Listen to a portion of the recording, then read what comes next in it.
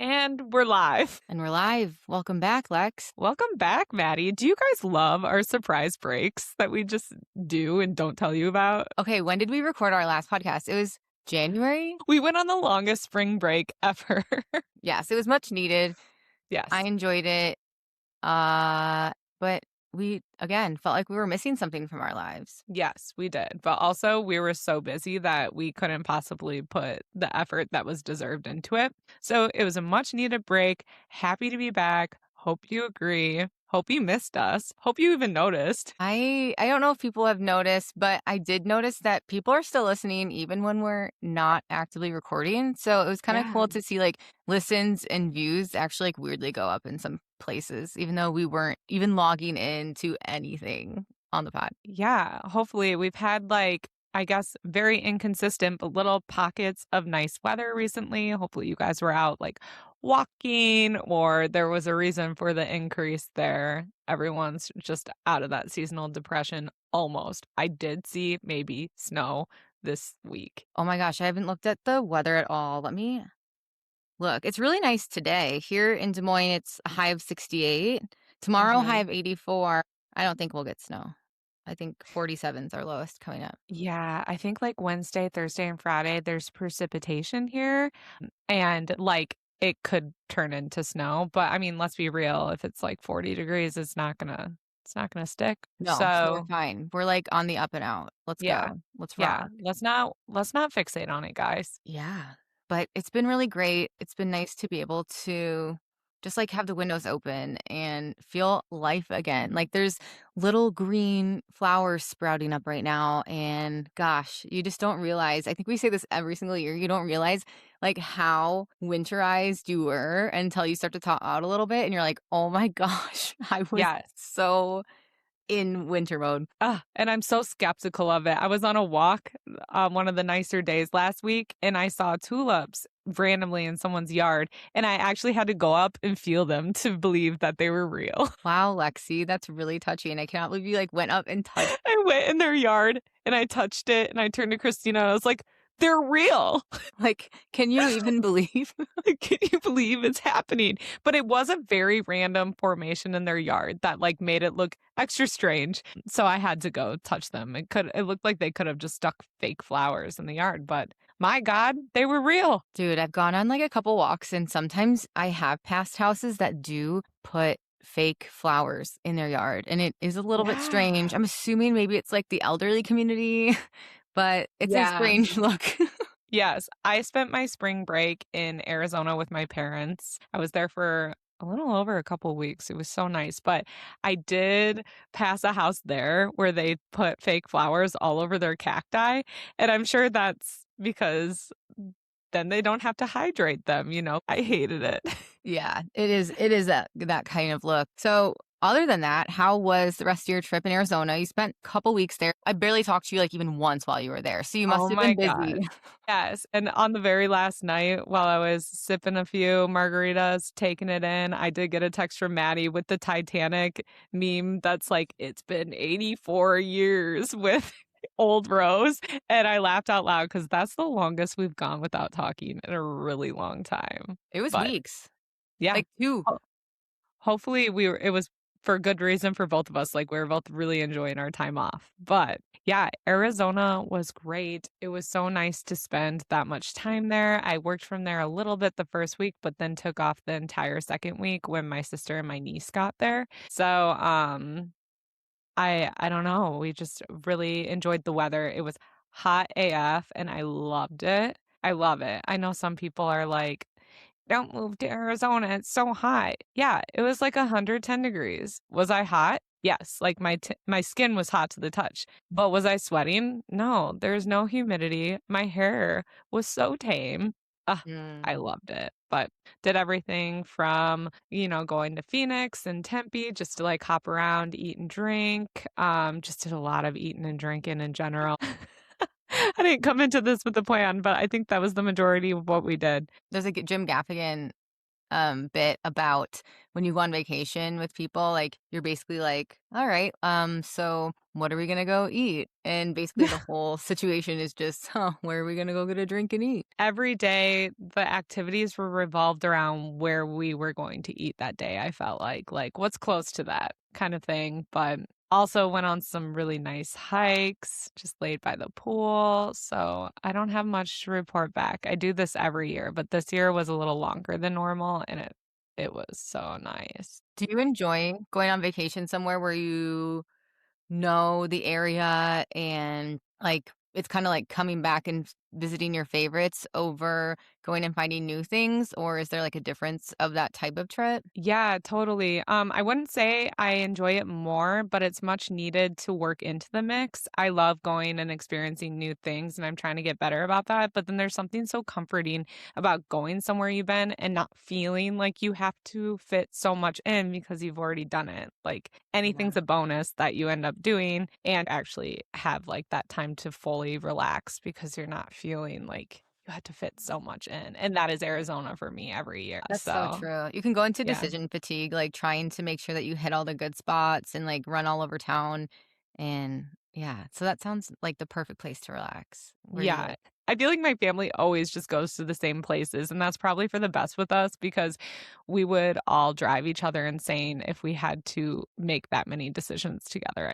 There were a few moments this trip where our family was tested, but we can get into that later.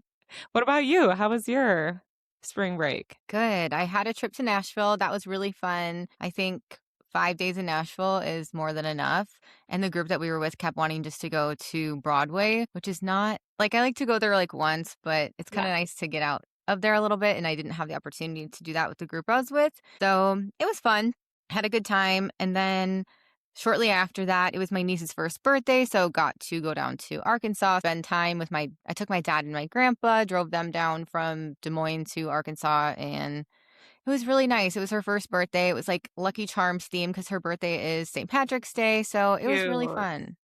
Yeah. And 2 days is perfect for family. 2 days is Yeah. perfect. Perfect. Going back to Nashville, I think that was the one time we talked throughout our break was you called me on one of your last days, last full days of Nashville, and you were dying. You were Oh, like, "Lexi, I have been drinking and eating every day. Like, I don't even know what I'm talking about right now." yes. I literally called you. I think I had a face mask on in the morning before I was getting ready for literally, like, going to, like, a conference thing, and it was It was a lot, I'm sure. Yeah, Nashville is very much like Vegas in that way, where I feel like you only need a couple days, which we are going to Vegas and have more than a couple days there this summer too, so yeah, but I think good we have luck a to good us. group, so we'll be able to Yeah, figure that out for accordingly. sure. I think so too. I think you're Like, right don't about full that. send first night, Oh, but yeah, I do it classically every single time. I know, but we have a big event on night 2, so we really gotta watch what we do. A big event. Did we announce it? No, we'll let the people wait. Our big event in July. Our big event. You New can probably guests. guess now, but really looking forward to that. Yeah. Anyways, and then the family time was good. Ugh, being an aunt is the best most of the time. Just wait, she'll get older, but I miss that time with my niece. Yeah, I mean, she's 1, so it's really cool to see her, like, go from being, like, a baby to, like, being still a baby, but, growing up, and so I can't imagine what it's like when she starts talking and, like, I don't know, are we gonna even get along? Who knows? What if I don't Yeah, I like mean her? and what kind of relationship will you have? Like, there are different versions of relationships with aunts and nieces, whereas me and my niece are like sisters almost, which is really fun in a lot of ways, but then also we kind of like argue like sisters sometimes. Like I'll be the first one to be like, "Hey, you are not acting right now." That's And what I not all mean, aunts right? take that approach, you know? Yes. Like, what if she doesn't like me? What if I don't like her? Like, what's this gonna be like? Are we gonna be too much alike? Where we trigger the hell out of each other, or Mhm. are we gonna compliment each other? My sister likes to say that JC and I are a lot alike, and that's why sometimes, like, we just have, like, little bickering moments, and it's all in good fun for the most part, but I think JC's like Lindsay. And Lindsay can't see that, my sister. So I think that's why we bicker is because she's so much like her mom and I see it and it's triggering in a sense. Lexi's out here fighting with her 7-year-old niece, bickering, arguing. It's like you just We go did right we down to her age. You meet You her guys right are where she probably is. envisioning that now. No, it's like us against the world. Usually we're on the same team, but there was a moment on vacation where we did argue over chocolate ice cream, but I feel like I won. Just kidding. You're the aunt. You'll always win. No, anyway, I mean, niece aside, family as a whole, do you ever feel like you lose yourself a little bit when you're around your family for too long? Who, me? I mean, yeah, I don't know about everybody else, but I feel like this has to go for everybody else because we both like have spoken out about this multiple times, but there's something about spending time with my family that reverts me back to like my 15, 14-year-old self. And it's something I'm not proud of. And I leave Mhm. not being proud of being able to handle and regulate my emotions as the adult that I usually can in my day to day life. Yes. And there's something about it. Yes. And so today, that is kind of our shared mad that we're going to talk about in this episode. So, officially, welcome to the podcast. I'm Lexi, I'm Maddie. and this is Wait, You're Mad. And today, we're mad about family time, the good, the bad, and the ugly, I think we'll say. We really have no shared outline. We just want to have real conversation. Today, we're going to talk about how our families trigger us. And we do feel like this has to be a universal situation that when you spend time with family, and this usually happens to me maybe day 3. Like day 1 and 2, I'm so excited to go hang out with them. I genuinely get along with my family. We have a good relationship. So I'm not talking about, deep-seated triggers or like a toxic family situation. This is about a family who actually enjoys spending time together and gets along. And I'm excited to spend time with them. And then by day 3, it's like masks are off. I'm 15 again. I'm annoyed by every single thing everybody has to Mhm. say. And I'm extremely moody. And it sucks because it's like, even on this podcast, we talk about how we're always trying to better ourselves, be Yeah. kind, be a good person. But dude, you get with your family and like all that's out the door. Yes, absolutely. So this isn't about triggering trauma. This is more about relatable trauma that we probably all experience. And Maddie, I agree 100%. I've said this before, and I think my family brings the worst version out of me. And that sounds so negative, and I don't mean it to be. And there's a reason behind that. But there's family Lexi, and then there's friendship Lexi. And friendship Lexi, I feel so much like myself in where I'm like calm, I'm grounded, I'm easygoing, I give the good advice, and then there's family me where all of a sudden I'm the baby of the family again. And it's not that I'm acting like a spoiled brat. I think it's that my family is treating me like I was when I was young. And I get really triggered by that. I feel like reactive, impatient, misunderstood. Yeah. And so I like, yeah, I act out a little bit because I'm like, I might raise my voice a little bit more because I'm just like, dude, stop talking to me like I'm a spoiled little brat. I'm not a spoiled little brat. I'm not 12. And they gang up on me a little bit about it. You know what I mean? Yes, and same with them too. Like, I think why this happens too is because you can be your 100% self around each other. So there is no filter like there would be if you were around friends. You know that they're always going to be there. So when Mhm. you're depleted, like things come out of your mouth that maybe you wouldn't. Or like you're critiquing things on somebody in your family that maybe you wouldn't if you were hanging out with friends.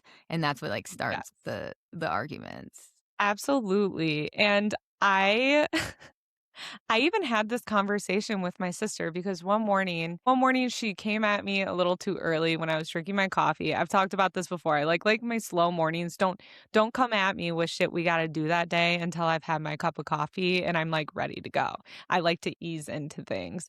She came at me about like if I'd have room for some of her shit on my drive home from Arizona and I was like not very nice. Basically told her I'm not ready to think about it in a not so nice way. She said you're kind of being a bitch right now. And I said, well, don't come at me till I have my coffee. And she responded with, well, maybe don't come out to the communal space until you're ready to be social. And then I looked at her and I said, I want to punch you in the fucking face. And then we were good. We were good like an hour later. And I literally told her, I was like, I don't know why. Like, I go there with you guys. Like, I wish you knew me with my friends. And that's part of the problem, I think, is like my family doesn't know me outside of family time. And I have grown so much. However, my role in my family hasn't. Does that make sense? Yeah, Like, absolutely. They know every single version of you, and you're the youngest, which doesn't help your situation either yeah. because, like, you're looked at as the baby sister, I'm Hmm. sure. And so you Yeah. probably get, like, not looked down upon, I don't know the right words, but, like, treated more like a baby. And, like, that Yeah. triggers you, obviously. Yeah. Yeah, like, just small comments hit harder than they should even. I think it's probably the same for them where I don't really know them outside of this either. I Right? don't Like, know. they can be like Yeah. your sister's probably, like, so cool and fun with all of her friends, and to you, like, Yeah. it's like, "Oh, look at that little bitch." Yeah, but and also, like, I don't know why my patience just gone as soon as the family gets together, and I think it is because I was, like, 7 years younger than my brother, 10 years younger than my sister, so, like, that's a pretty big age gap, and so I always felt like I wasn't being heard. They were talking over me, the adults were talking, you know what I mean? So I Mm. feel myself get louder and, like, kind of annoying because I feel like I'm not being heard. It goes straight back to that. So true. And families tend to be a lot alike. Like my family, we are like debaters. Like if you come into my family and you're not used to it or know us, you probably think we're fighting 24/7, but really we just come from a family of debaters and we like to banter and things are a bit and so our aggression is like we're fine like right afterwards, but we'll get into a Mhm. really heated debate and then like and sometimes it'll take off like really really far and hard to be honest and then Yeah. but then like it's fine, we all know it's fine, but around other people like they're shocked to see it. Mhm. Yeah. That's why message to all the in-laws out there, just stay out of it. Just always stay out of it because they will always be okay, and if you say the wrong thing, they don't have to be okay with you. Oh It's yeah. like a golden rule. Yes. Like, don't get in the middle of it. It's not worth Mm-mm. it. We're gonna be fine, and then, unfortunately, you could become a casualty of it if you try to insert yourself. For sure. We, as siblings so I have 2 younger brothers, but we're all within, like, a year and a half of each other, so we're really close in age. We've planned multiple trips. They come home for the holidays sometime when we're all in a house together for, like, 5 days. By day 4 and 5, like, we are snapping, we have lost patience, like, it is a lot. And we recently last year did a trip to Italy, and again, like, we show up so exhausted because you're traveling so far, and by day 4, we're, like, trying to get to these tours of the Colosseum, we're in Rome, we're in all these beautiful places, yet there's this undertone of, like, sass and, like, arguing the whole time that's like, "Dudes, like, we need to look around and remember where we're at because we're literally in Can you downtown say it how you Florence." actually said it? Can you say it how you actually said it? Let's be real here. Oh, like, we were at a dinner one night and somehow, like, literally, we're poking each other, like, physically, like, Yeah. touching, like, annoying. Like, we're in our 30s, okay? So we're sitting at a table, poking each other, arguing, fighting. And I remember I got up from the table, pushed my chair in, and it was like, I do not need to fucking be here. Like, why is everyone sitting here whining and grumpy as hell? Look, take a fucking look around. We're in fucking Rome, Italy right now, and we're acting like fucking losers. Like, I'm out of here. And then I pushed and I took a walk around the block, which is sometimes my coping mechanism. Yeah, which you need. Yeah. God, Maddie always has the mic drop moments like that when you push her to that point, and I'm sure your family gets you there so much quicker than anyone else could, but you always do. I'm jealous of people that can articulate so well when they're upset. I'm not one of them, and I I feel like you are. You're pretty good at it. I don't feel that way. Who I'm the fuck just is who the fuck says, "Take a look around," and we're acting like fucking losers? Drops the mic. take a look around. I love that story, and it's so relatable, though. That's the thing. Just the whole thing. Like, I would get up early in the morning and take a shower, get ready for the day. I was like bumping Ariana Grande or something. And my Yeah. brother comes out, turn down the music. And I'm like, Jesus, like, I'm high vibe right now. Like, this is like, I'm getting ready. This is my jam. And Yes. then, then I have to proceed to like let him know that his low vibrational state sucks and it's bringing everybody else's mood down, which like, Yeah. I didn't need to, but like, it's my brother. I have to. I can't let him off with that shit. Right. Exactly. My problem is when I would get upset, I might be spitting facts, but no matter what, my brother's just laughing at me while I'm upset. And Yeah. that I think we all do that to each other, like, great yeah. like, you're, like, probably, like, in your head, like, "Wow, that was actually a really great point, but I'm gonna, like, make sure I don't let you feel that Yeah, sense of yeah, no, he gratification." he laughs at me, probably farts at me afterwards, thinking that it would, like, ease the tension, but guess what? Even a fart can't, like, make me let that shit go sometimes. Right? And that's just the sibling piece, like, what about your parents? Do your parents trigger you, like, back to your old self too, or not as much? No, I wouldn't say I feel like my parents are the people in the family that, like, understand who I am the most, and then when they see me with them, they, like, understand. I have a really close relationship with them, and I talk about shit a lot, but sometimes I'll say how it makes me feel, and what triggers me is when, like, when a situation's happening and they don't stick up for me after I've, like, confided in them about it, because they have to even Stevens, we're everyone's parents, they're not gonna show favoritism when we're all together, and that's when I get triggered, like, "Fuck, I just told you about this, mom, and now you're Yeah. telling all of us to calm down? No, not me." You're the one that, like, lives in town with them, so, yeah, you have a little bit more of a day-to-day conversation Yeah. with them than probably your other siblings, and you're like, Oh, "Where's the for sure. favoritism when I need it, dude?" Yeah, yeah, and my dad gets me too because I feel like, we have a lot of the same, like, anxiety and stuff like that, so we just see things similarly, and even if we're in the wrong, we can understand where we're coming from.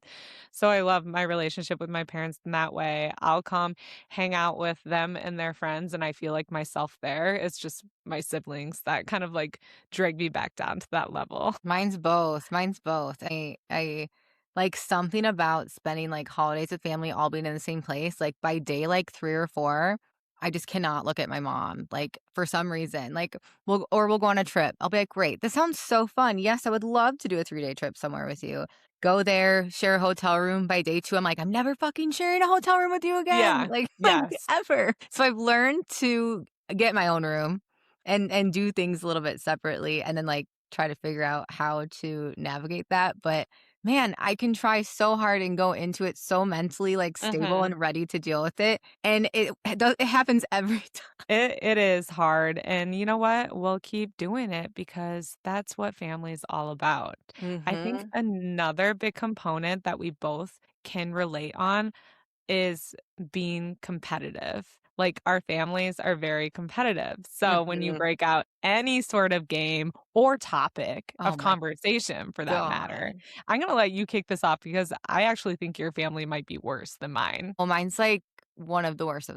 Like, in the hierarchy of competitive families, we rank in the top 1%, I would probably say.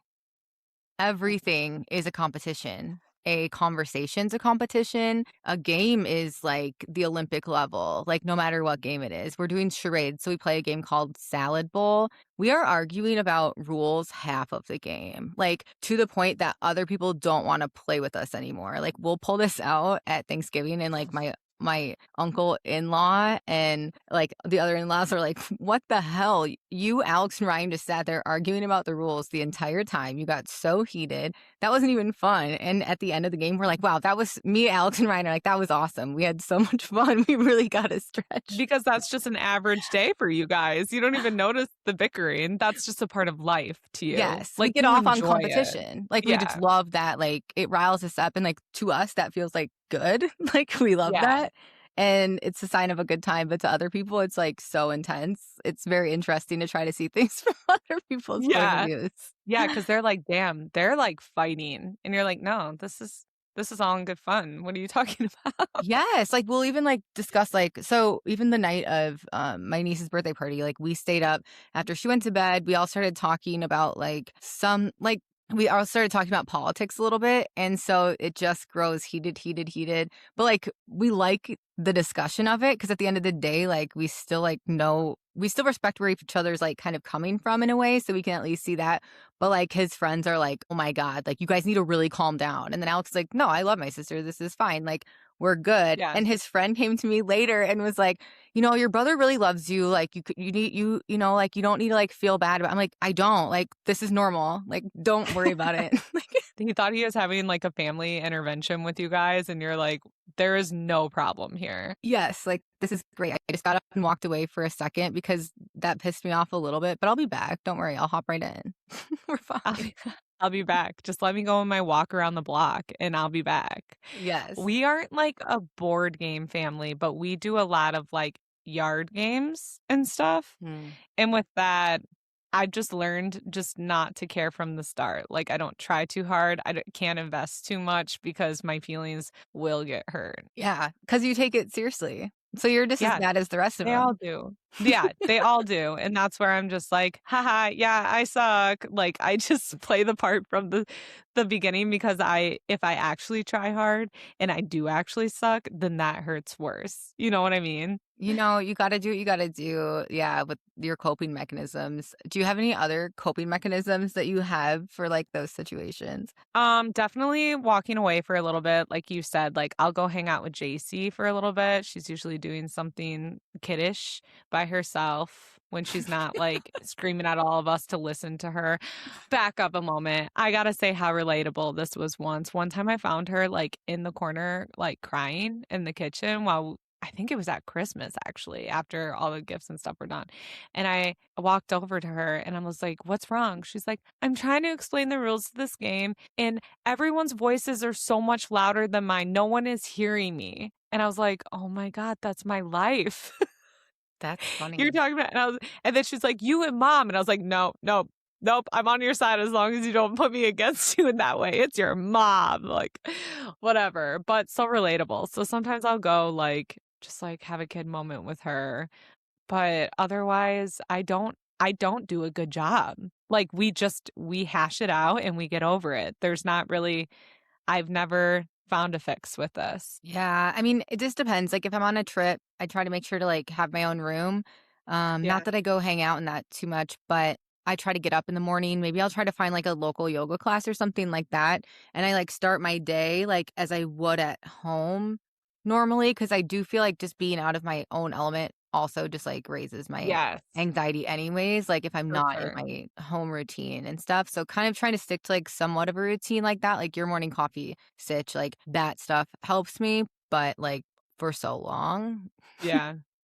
That's so true because it's a combination of things. Like, yes, your family is a big part of it, but it's also, like you said, being out of your routine, your environment, and especially when you do get upset, you're like, "Damn, all I want is what I'm used to right now. I wanna feel comfortable." Mhm. And there is a lot of psychology to this, and I wonder if this is a good time to bring our friend Ash in to tell us a little bit about it. Dr. Ash Ginter, let's give her a ring. I heard she's Yeah. just chilling today and was available for a little call, so Yeah, last minute little get up. okay, we have Dr. Ash on the line. You might have seen her or heard her in a previous episode that we did, and she is a licensed psychologist, correct? Yeah, what are you technically, Ash? I a licensed clinical psychologist, but my area of expertise or what I actually do is forensic and correctional psychology, mostly forensic at this point. So, but Yes. yeah, licensed clinical psychologist. So if I went to jail for being triggered by my family, you could be the one I'm working with. Yes, Okay, okay, perfect. She's the absolutely. one figuring out if you're okay to be let back into society, and the answer Yeah. will probably be no. It would probably be Civilly committed forever.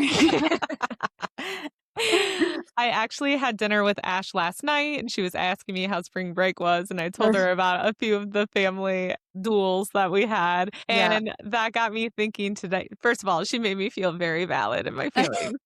Second of all, today I was like, I wonder what technically is going on with that. And if anyone knows, it's definitely Ash. So she agreed to hop on and talk Yeah. through a little bit about why that might be happening. Yeah. So the terms are going to change a little bit depending on what theoretical orientation your psychologist or shrink or therapist, whatever, kind of works from. But in general, the field calls that a phenomenon called psychological regression. So basically, what this means is that as an adult, when we are under significant stress or a lot of emotional pressure, we basically revert back to thoughts, feelings, or even behaviors from or that mirror that childhood role that we played in our family dynamics. So, the easiest way to kind of think about it, I guess, is to think like we essentially go back to a younger version of ourselves in order to cope with whatever that stressful situation or interaction is that we're dealing with. Does that make sense? It does. And just Yeah. the name of it, when you say the name, I'm like, yeah, that's exactly what's happening here Yeah. with me. So, and it's funny because it's not necessarily anything bad or anything wrong. Because what that is our brains are naturally programmed to basically like look out for different threats, look out for danger, like the fight or flight response, all of that lovely stuff, right? So when we become overwhelmed, our brain naturally seeks something that is safe. And in this context, when we talk about safety, that's often associated in our brains with familiarity. And so what happens is that our brain goes back to familiar patterns from childhood, even if those were unhealthy ones, because at that time, those patterns or those coping skills were the safe thing for us to use in order to survive that environment. So, yeah, it's basically a coping shortcut. Yeah, absolutely. And I feel like everyone can relate to this. Ash, even as a clinical psychologist, do you feel like that this can happen to you when you're around your family even? Oh, 100%. So there's a bunch of different childhood roles, but I have in going through my own therapy and just learning more about myself, I kind of have two that intermingle. So I always call it the middle child syndrome, which if you are a middle child, you probably know, and that is kind of feeling like forgotten about or not necessarily ignored, but like you just don't really exist in the room. And so when somebody talks over me or doesn't address something that I say, that middle child syndrome is 100% activated.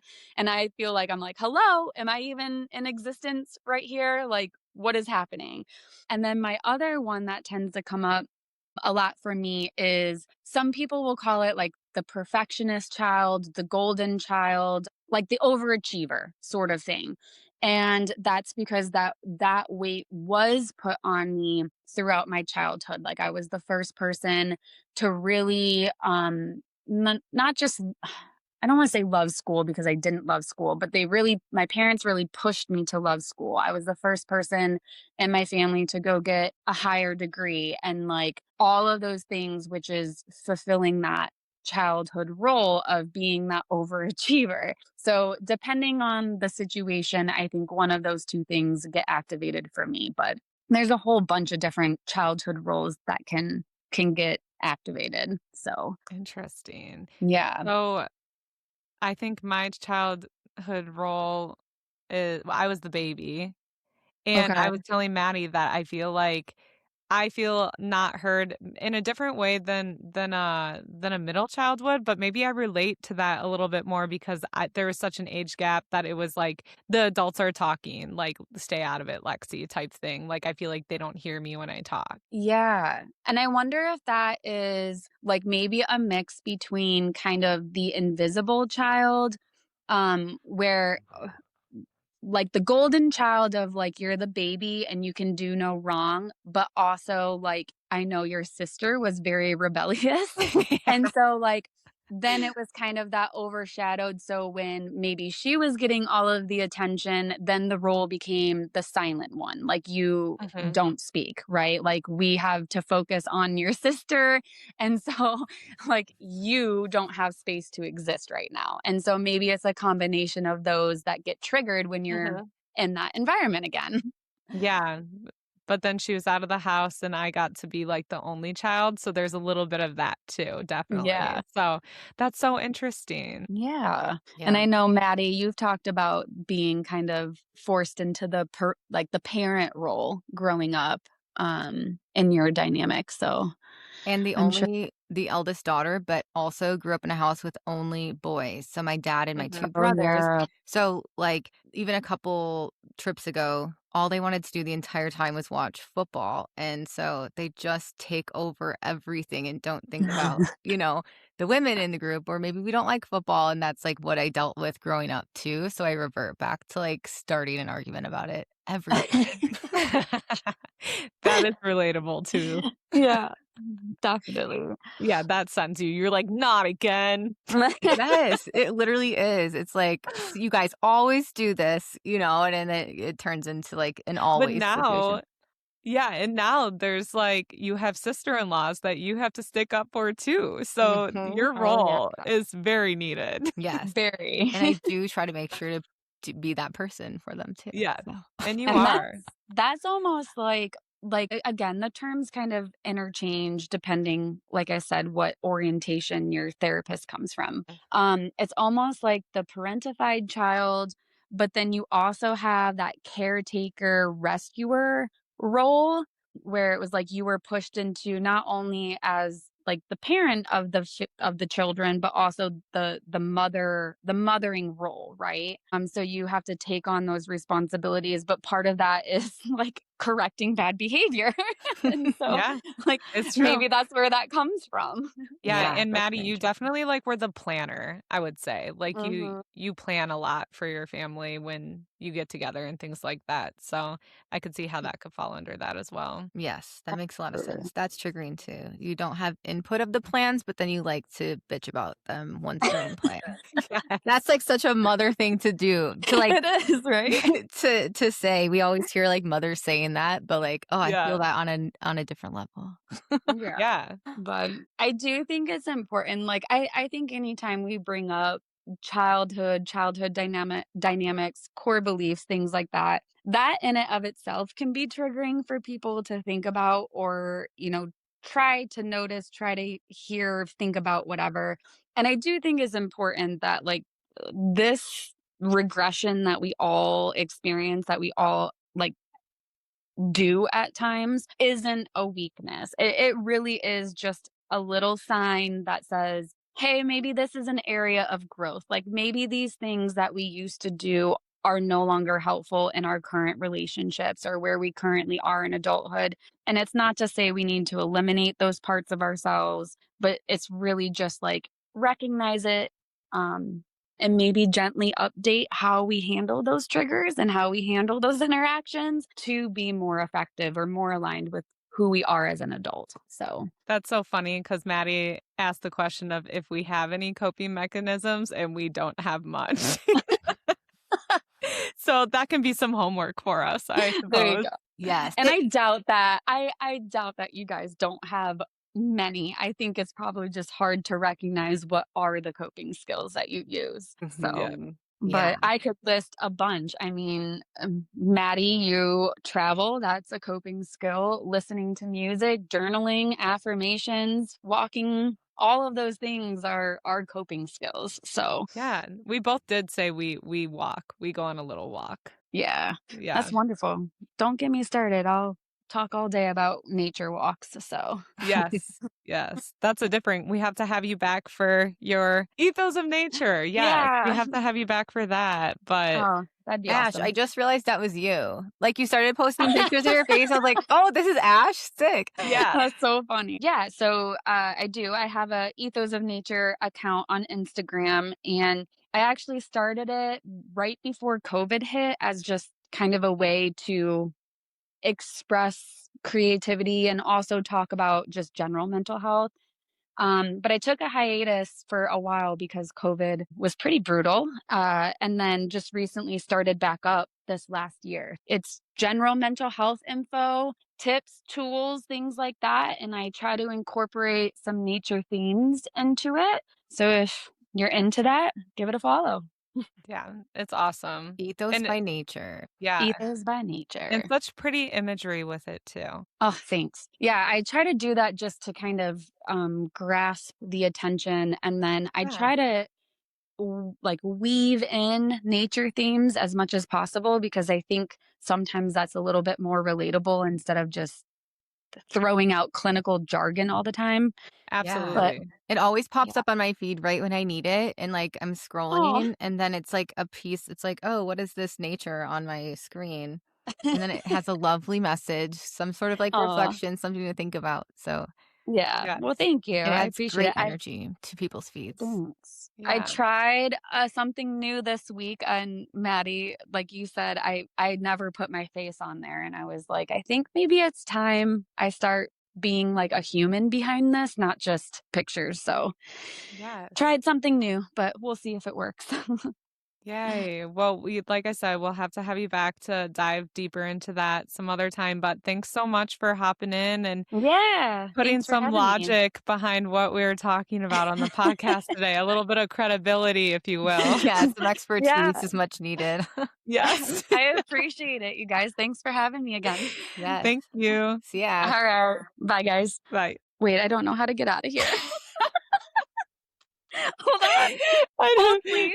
I love Ash. She's so good at like putting it in terms that you can really understand too. So Yes, it's always nice to have a clinical psychologist on your side though too, because she is a very Mhm. supportive friend, so she'll always validate our feelings. Yeah. And it makes us it's probably like not a good thing. We're probably like, "See, look, she says that I'm totally valid in Yes. this." But also sometimes she will say, okay, do you want friend Ash or Dr. Ash? And if you pick Dr. Ash, it's gonna be the brutal truth. It's So gonna hit you with the 1-2 punch, but we need that yeah. sometimes. So Yeah. it's an art. And it's everything I look for in a friend. So love you, Ash. Yeah, find yourself a psychologist friend. Highly recommend. 10 out Yeah. of 10.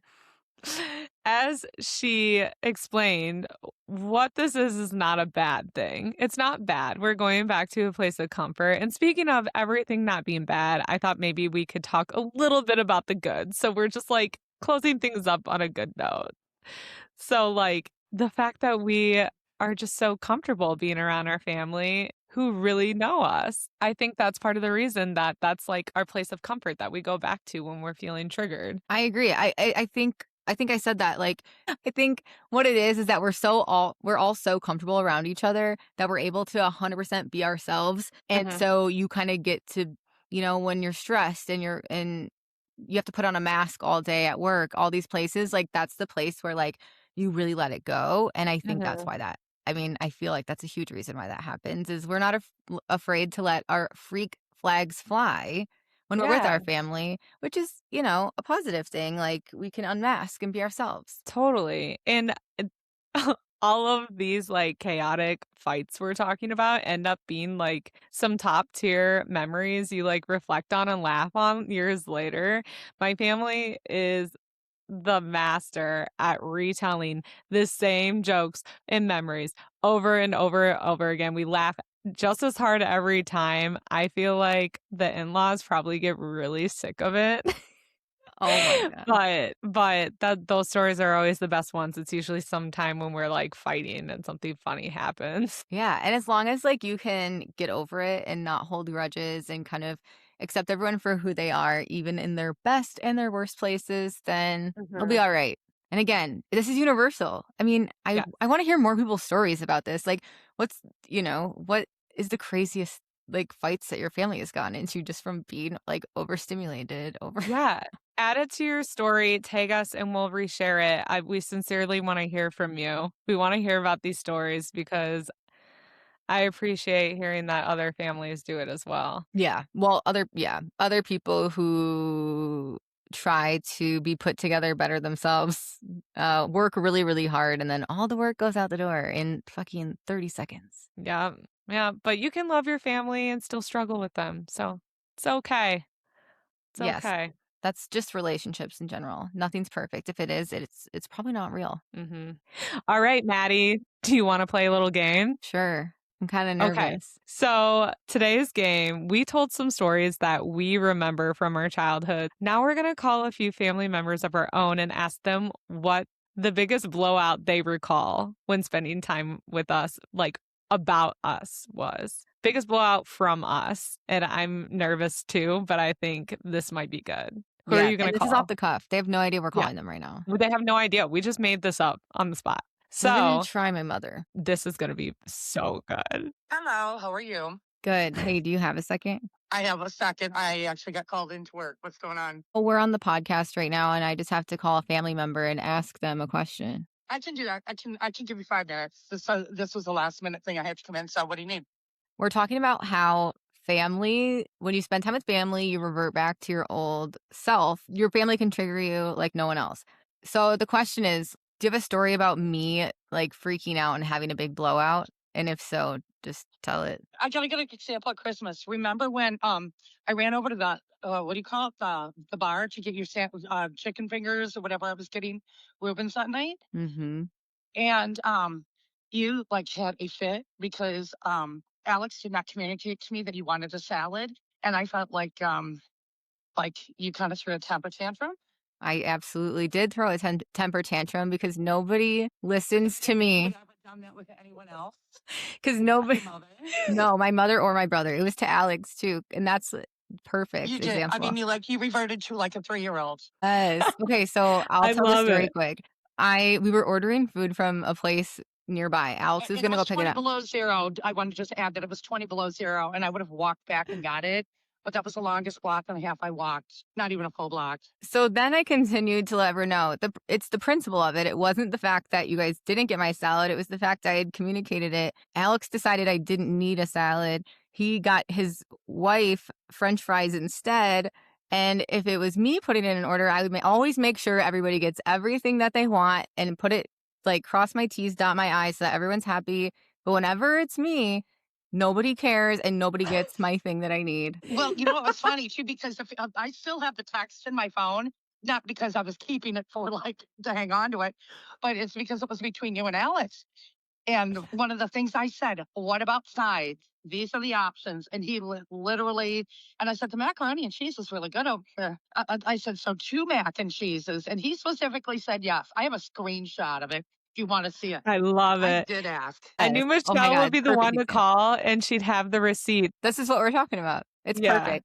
All right. Fair enough. Thanks, Mom. Carry on. We'll talk to you soon. Love Bye. you. Love you. Okay, I'm gonna call my brother That was only because perfect. my sister has like way too much that I think it'd be hard to narrow down. And I have no idea what my brother is gonna say. While we're calling Lexi's brother, I want to reflect on my mother's. She's spot on. Maddie was like apprehensive to do this, and now she's like, this is great. Your family's probably going to be like, Lexi, you're actually perfect. And like, you're really overthinking this. You actually have No, never overreacted. Maddie, not. yes, you're Yeah. a piece of shit. What an idiot. Let me try Jess real quick. Hey, Hi. are you with my brother? Yeah. I am on the podcast right now and I need him. Can you make Jay talk to me for a minute? Jive. Come here. I don't know if podcast that's going to require him to get off the couch. Oh, wow. He's coming. Oh God. You're on a podcast, so can you not sound like a total dick? Triggered. What do you need? We're recording an episode about how whenever you spend time with family, you like get reverted back to like your childhood role. Now we're calling our family so that they can like reflect on a moment that they remember us losing our shit growing up. Do you have one that sticks out with you and me? Look, I lost my shit. No, that I lost my shit and you Call were her like, out. whoa. Yes, the curly fry story. Remember that one? Yeah, now you have to tell it. I do remember. That's a really good one, actually. Yeah. I don't remember a lot about it. All I remember is that you brought some curly fries home, and they were just sitting on the counter in the kitchen. And I walked over and I grabbed one, and of course I grabbed the big one. The biggest, And you- curliest fry. Like the Yes, and you- ringlet. Yeah. Yeah, you completely lost your shit. And you started screaming at me that I took the biggest, curliest one. And then you grabbed a steak knife. Do you remember that? Yeah. I like actually held it up with 2 hands like I was gonna stab Yes. myself in the heart. Like Because I like took the Romeo and biggest, Juliet. curliest- Yeah. Yeah. Because I took the biggest, curliest one. And you didn't let it go for like an hour. Yeah, that sucks. because I didn't get curly fries a lot, so I purposely saved the curliest one, like my favorite ones for last. Like I savored every goddamn bite of those curly fries. And the Yeah, one I you was were. saving, I look up as it's like dangling over your open mouth, and I remember my heart just sinking. Yeah, you were a complete psycho. And I've got a similar story with Lindsay too. Remember Lindsay's Yeah. Rocky Rococo Rocky pizza Rococo's story? pizza. Yeah. Yes. And me and Lee had a slice of her pizza after school one day. Yeah. And then Lindsay came home and lost her shit and said that she was going to fucking kill me. And then Lee ran down the stairs and out the back door into the woods. He went and hid in the woods in the backyard because he was so afraid of her. So that might be like Because, a family thing more than a role thing, it sounds like. yeah, just Wow. yeah, Wow. We like our food, us apples. I guess so. I don't think that way. There's somebody eating my food, but No, I don't think so either. I told Maddie in this episode that the most triggering thing about you is that you always laughed when I'd lose my shit, and that like sent me spiraling. yeah, Yeah. all that. Jess hates that too. Oh yeah. So Well, it's a real dick move. But all right. Well, thanks for squeezing me into your busy schedule today. I appreciate it. you're welcome. Bye-bye. Bye. Yeah, that was a good one. Because that is like that was like I was the baby of the family. So that was me being a fucking baby. Like I freaked out. And then put on a show.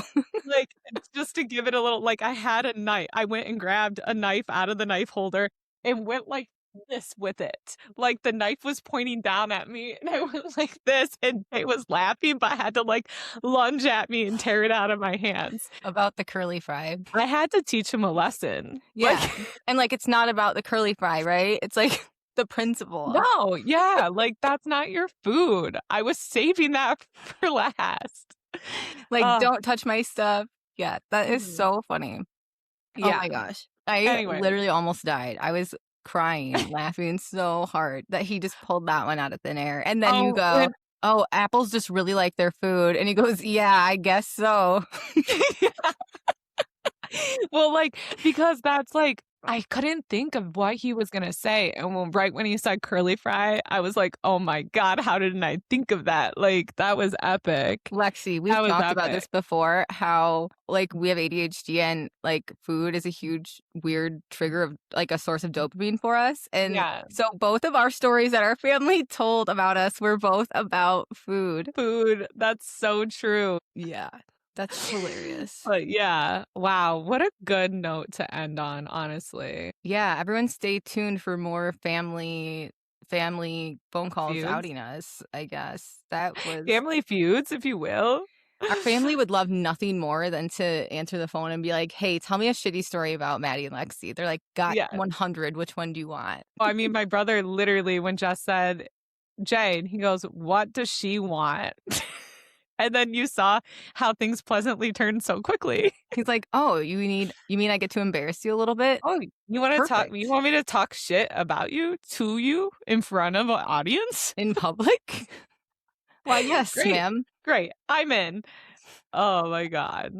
Anyways, That well, was a perfect ending. perfect ending.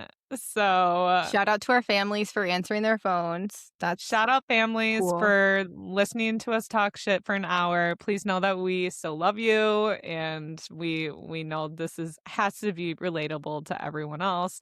And everyone else, if you feel like you become a different version of yourself when you're around your family, hopefully now you feel a little less alone. yeah. I know I do after reminiscing. Yeah.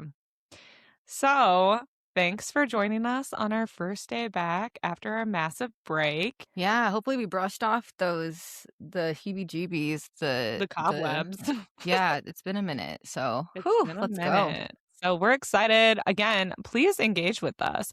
Tell us about your family experiences, but also, more importantly, tell us why you're mad. Yes, this season we're actually going to try to switch things up a little bit and we'll do whole episodes about a topic or what you're mad about. So we want to hear what makes you mad. What topics do you want to hear us like dive into, explore, and we're excited for season 4. We're You know what super we do need to pumped. do, Lex? I really want to come up with a new theme song. I think let's work on that this week. Yeah, let's freshen the shit up. Also, if you're a photographer and you'd like to take pictures of mediocre podcasters,